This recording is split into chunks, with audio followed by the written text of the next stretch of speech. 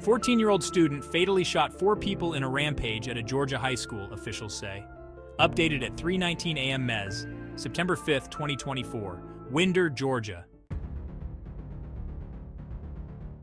A 14-year-old student opened fire at a Georgia high school and killed 4 people on Wednesday, authorities said, sending students scrambling for shelter in their classrooms, and eventually to the football stadium, as officers swarmed the campus and parents raced to find out if their children were safe. The dead were identified as 2 students and 2 teachers at Apalachee High School in Winder, about an hour's drive from Atlanta. At least 9 other people, 8 students and 1 teacher, were taken to hospitals with injuries. The words "hard lockdown" appeared on a screen in my health class, and lights began flashing. She and her frightened classmates piled desks and chairs in front of the door to create a barricade, she recalled. I was in geometry class when I heard the gunshots. She and her classmates ducked behind their teacher's desk, and then the teacher began flipping the desk in an attempt to barricade the classroom door, Abner said.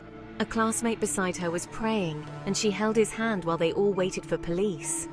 After students poured into the football stadium, Abner saw teachers who had taken off their shirts to help treat gunshot wounds.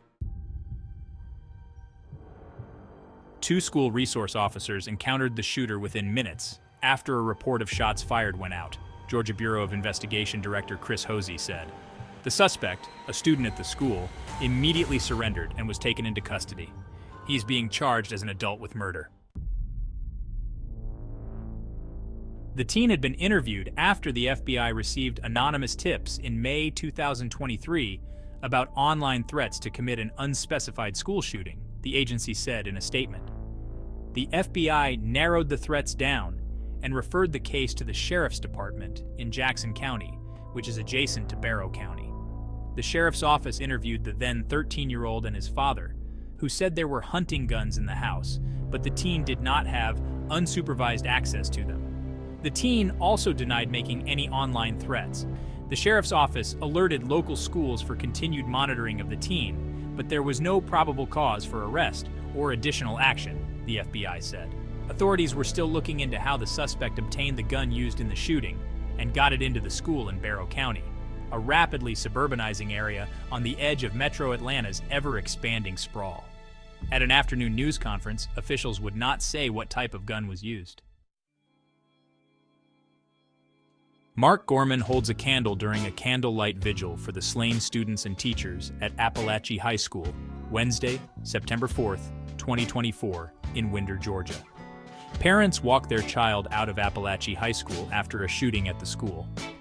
Wednesday, September 4th, 2024, in Winder, Georgia. It was the latest among dozens of school shootings across the United States in recent years, including especially deadly ones in Newtown, Connecticut, Parkland, Florida, and Uvalde, Texas. The classroom killings have set off fervent debates about gun control and frayed the nerves of parents whose children are growing up accustomed to active shooter drills in classrooms. But they have done little to move the needle on national gun laws. Before Wednesday, there had been 29 mass killings in the United States so far this year, according to a database maintained by the Associated Press and USA Today in partnership with Northeastern University. At least 127 people have died in those killings, which are defined as incidents in which 4 or more people die within a 24-hour period, not including the killer, the same definition used by the FBI. Last year ended with 217 deaths from 42 mass killings, making 2023 one of the deadliest years on record for such shootings in the country. On Wednesday in Winder, I stepped out of my algebra class to get a drink of water when I heard shots and then saw someone wearing a black hoodie with a long gun. I didn't really stick around too long to look. Instead, I ran back inside the classroom and locked the door. The class huddled in the back in the dark and waited for the rampage to end. You're just wondering, like, which one of those is going to be somebody that you're best friends with or somebody that you love?